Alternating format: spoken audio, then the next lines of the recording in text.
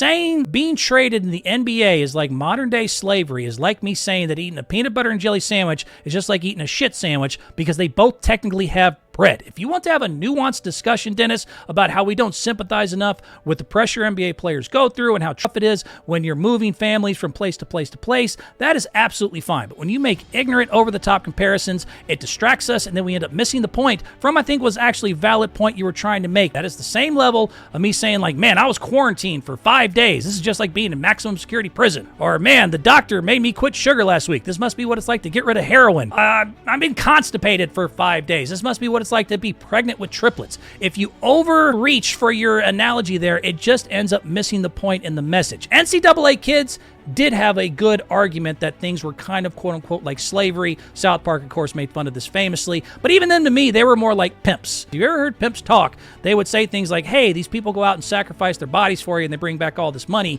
yet you keep it all. What's the deal? Pimps would always say like, hey, come on, baby, I feed them. I give them great clothes. I put a roof over their head. They get to travel. They get to do things. They're not good with money. They should give me the money anyways. That's what the NCAA used to be pre-NIL deals, but now NIL has gotten rid of that problem and has actually gone pretty juggernaut the other way. Besides the fact that you are paid higher than 99.9% of the entire world population.